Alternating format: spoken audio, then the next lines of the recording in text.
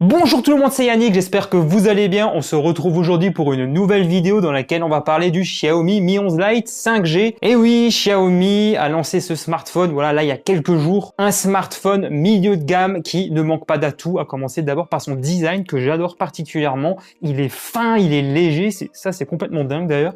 Mais ça, on va le développer tout au long de la vidéo, voyons. Mais juste avant d'aller plus loin, pour ceux qui ne me connaissent pas, moi c'est Yannick, sur ma chaîne on parle de tech. Si ça vous intéresse, n'hésitez pas, abonnez-vous. En activant la petite cloche, vous pouvez aussi venir me rejoindre à travers tous les réseaux sociaux où je suis présent. Les liens sont juste en bas en description. Ma promo est terminée, on rentre tout de suite dans le vif du sujet. Et on va d'abord s'intéresser par ce que contient la boîte de ce smartphone. C'est parti. La boîte nous permet de prendre connaissance de quelques specs de celui-ci. Je l'ouvre rapidement pour regarder ce qui se cache à l'intérieur. En plus du smartphone, vous avez droit à un chargeur, un câble USB, un adaptateur USB-C vers jack, ainsi que des notices et une coque de protection en silicone. J'ai juste oublié de préciser une petite chose, le chargeur qui est fourni dans la boîte est un chargeur rapide de 33 watts. Ça, c'est plutôt cool. On passe désormais à la suite, on va parler du design et de la fiche technique de ce Mi 11 Lite 5G. C'est parti. Un design fin et minimaliste, c'est ainsi que qualifie Xiaomi son smartphone. Je vous présente ici la version noir truffe. Il existe aussi en jaune citron et vert menthe. Alors, en effet, lors de la prise en main, on est tout de suite agréablement surpris par la légèreté du smartphone, 159 grammes seulement. Si vous n'aimez pas les smartphones lourds, c'est plutôt un point très positif. Nous apercevons tout d'abord son grand écran AMOLED de 6,55 pouces, avec un poinçon situé en haut à gauche. La dalle est plate et les bords sont affinés. Sur la tranche droite est disposé les touches du volume et le bouton d'allumage ou de mise en veille du smartphone. C'est aussi là que l'on retrouve le capteur d'empreinte qui se montre suffisamment réactif. La tranche inférieure du Mi 11 Lite abrite un port USB-C, une grille de haut-parleurs et l'emplacement dual nano SIM.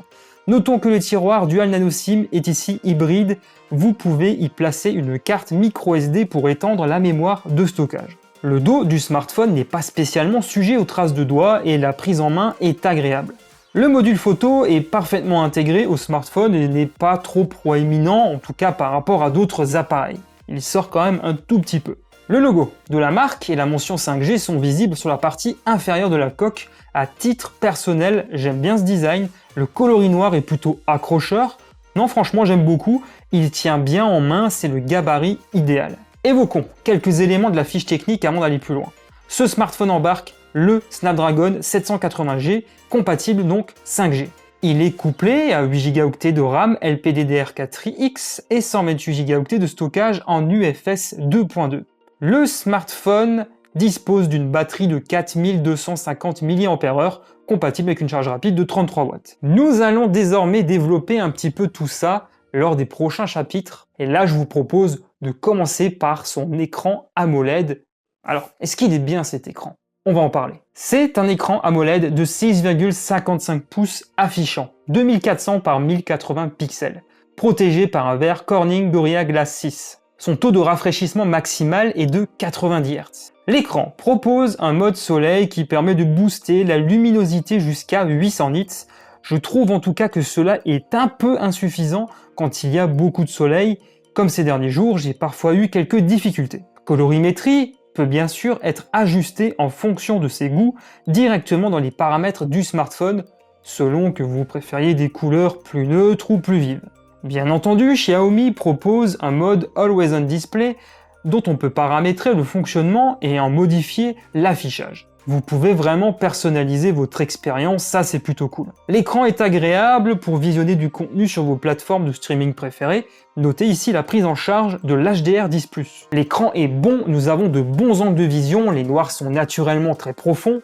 Mais s'il y a une chose peut-être que je regrette, c'est que la luminosité aurait pu être un peu plus forte. Ça, c'est un peu dommage. Je poursuis maintenant en parlant de MIUI, ici en version 12, qui est basée sur Android 11, qui va vous permettre de profiter d'une expérience vraiment très riche, avec beaucoup de personnalisation. Je vais vous détailler ça. J'apprécie toujours autant le haut niveau de personnalisation, que ce soit en matière de fond d'écran ou des thèmes que l'on peut télécharger. Xiaomi propose un mode sombre dont il est possible de l'utiliser uniquement au moment choisi, comme de façon permanente. Vous avez une application sécurité qui vous permet d'assurer la protection du smartphone, mais aussi d'avoir un œil sur le stockage du smartphone ou pour en faire du nettoyage en profondeur, etc. Il y a pas mal d'options ici qui sont présentes. MIUI propose de dissocier les notifications des actions rapides. En gros, si vous glissez du doigt de haut en bas sur la partie gauche de l'écran, c'est le volet des notifications qui va s'afficher. Tandis que sur la partie droite, c'est le centre de contrôle proposant une disposition plus aérée des boutons d'action rapide qui va apparaître. Bien entendu, si vous préférez un affichage classique, c'est bien entendu toujours proposé dans les paramètres d'MIUI. Il est aussi proposé la navigation par geste ou les boutons de navigation, c'est au choix. Naturellement, vous pouvez opter pour le tiroir d'application ou le désactiver si vous préférez. Toujours un peu déçu par le grand nombre d'applications préinstallées. Il faut prendre du temps pour supprimer celles qui nous paraissent le moins utiles. Comme vous le savez peut-être, j'aime beaucoup MIUI, sans oublier qu'il y a aussi beaucoup d'animations qui participent, on va dire, à un meilleur confort, une meilleure expérience lorsque l'on navigue au sein du système d'exploitation. C'est toujours vraiment très fluide et agréable à utiliser au quotidien. Bref, on continue maintenant en parlant performance. Comme je l'ai évoqué en début de vidéo, le smartphone profite d'un SoC Snapdragon 780G compatible 5G, couplé à 8 Go de RAM et 128 Go d'espace de stockage. Déjà, l'avantage d'avoir une puce 5G, c'est de pouvoir profiter de ce smartphone sur le long terme. Qu'est-ce que ça donne en matière de performance, notamment dans les jeux? J'ai pu jouer à quelques hits 3D relativement gourmands et je ne note pas de ralentissement significatif lors de mes nombreuses parties. Je ressens une petite chauffe au niveau de la coque, mais cela reste modéré, cela ne m'a pas gêné en tout cas. MIUI embarque aussi un mode jeu dont voici à l'écran quelques options et paramètres disponibles afin que vous puissiez en voir l'interface. Ce mode est pratique pour mettre en sourdine les notifications qui pourraient s'avérer gênantes lorsque l'on joue. Comme d'habitude, j'ai passé ce smartphone sur le grill de quelques benchmarks, regardez les résultats obtenus. Concrètement, ce smartphone s'en sort très bien dans toutes les conditions. Même si les joueurs, j'imagine, préféreront une proposition un peu plus musclée. Je vais maintenant m'attaquer à un chapitre hautement important pour beaucoup d'utilisateurs de smartphones. Je veux bien entendu parler de la photo et de la vidéo. Et je le rappelle, nous avons ici droit à un triple capteur photo principal. Je vous propose de nous attarder un peu sur leur cas avant de nous intéresser à la qualité des clichés capturés. Le capteur photo principal grand angle est de 64 mégapixels. Le capteur photo secondaire ultra grand angle capture lui des clichés de 8 mégapixels. Ainsi, le petit dernier est un capteur photo macro de 5 mégapixels. On termine avec le capteur photo frontal de 20 mégapixels. Les photos prises avec le capteur photo principal sont de bonne qualité, nous avons droit à un bon niveau de détail lorsque les conditions lumineuses sont les meilleures. Parfois, il arrive qu'en périphérie de l'image nous perdions un peu en détail, mais ce n'est pas très gênant. Je trouve que Xiaomi propose un capteur photo performant au vu du positionnement tarifaire de cet appareil au lancement. Concernant le mode portrait, il n'y a aucune difficulté à ajouter le flou d'arrière-plan, encore que sur moi, vous le savez, ce n'est pas vraiment compliqué.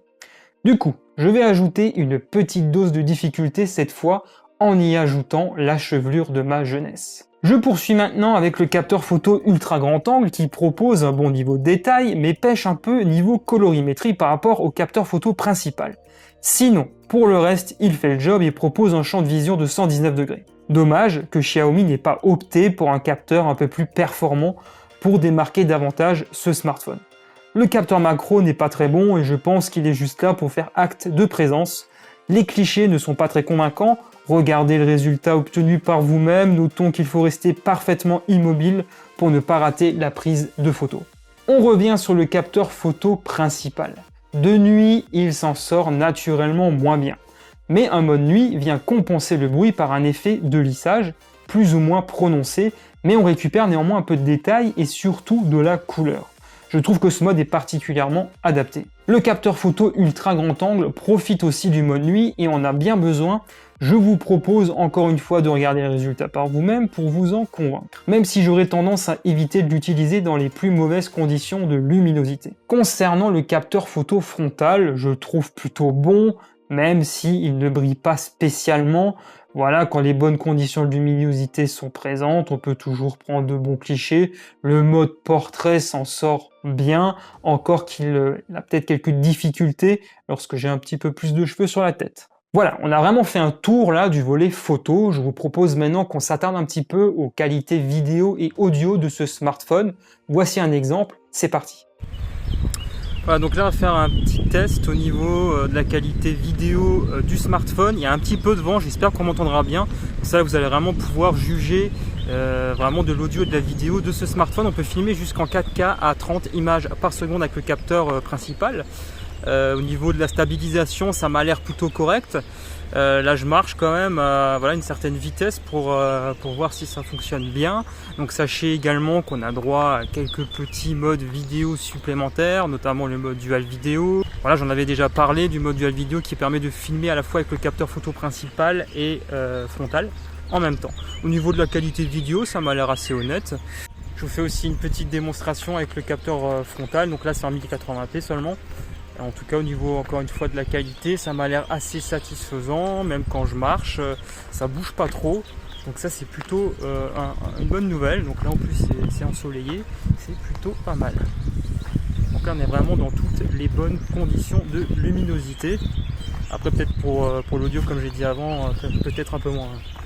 Je trouve que la partie photo et vidéo est particulièrement réussie sur ce smartphone et il faut aussi reconnaître que Xiaomi a su se montrer convaincant ces derniers temps sur la plupart de ses appareils, ce d'ailleurs dans toutes les gammes. Comme d'habitude, je vous mets aussi quelques photos sur Instagram si vous voulez vous attarder un petit peu plus sur ce point, n'hésitez pas, le lien est en description. Xiaomi propose ici une expérience audio en stéréo en s'appuyant bien entendu sur le haut-parleur qui est situé sur la tranche inférieure et aussi celui qui est dédié normalement aux appels. Globalement, il peut vous servir de petite enceinte d'appoint pour écouter de la musique, visionner vos séries préférées et naturellement pour jouer. Le son est suffisamment consistant pour en profiter de manière sereine, bien que les aigus et les médiums peuvent se confondre avec les basses. Ici, il n'y a pas de prise jack, vous le savez, mais Xiaomi fournit un adaptateur USB-C vers jack pour y connecter des écouteurs. Voilà, vous l'avez compris, là aussi, ce Xiaomi Mi 11 Lite 5G ne démérite pas. Je vous propose maintenant qu'on passe directement à la suite. Xiaomi fournit directement dans la boîte un chargeur rapide de 33 watts, ça c'est plutôt cool, pour un usage web,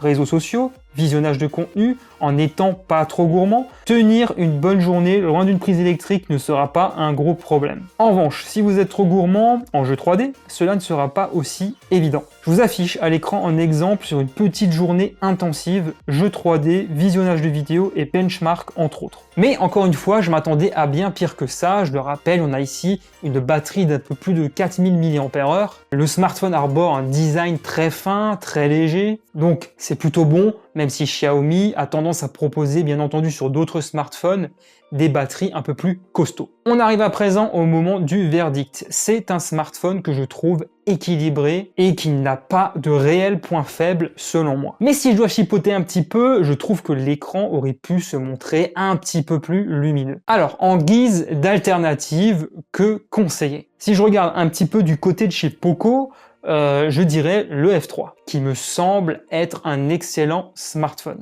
Et en plus, il est moins cher celui-là, non? Alors certes, la partie photo est un petit peu en retrait, il est un poil plus épais, plus lourd que ce Xiaomi Mi 11 Lite 5G, mais pour le reste, je trouve à titre personnel qu'il s'en sort mieux. Le Xiaomi Mi 11 Lite 5G est disponible pour un peu moins de 400 €. Je vous mets le lien juste en bas en description si il vous intéresse. N'hésitez pas à me laisser un commentaire pour me dire ce que vous avez pensé de ce smartphone ou si vous avez des questions. Comme d'habitude, je tâcherai d'y répondre. Voilà, on arrive à présent à la fin de cette vidéo. J'espère beaucoup qu'elle vous a plu. Si c'est le cas, merci infiniment de me soutenir en lâchant un gros pouce en l'air et en vous abonnant à ma chaîne YouTube si ce n'est pas encore fait. Pour ma part, je vous retrouve très bientôt pour de nouvelles vidéos. D'ici là, prenez soin de vous, portez-vous bien. Allez, ciao tout le monde.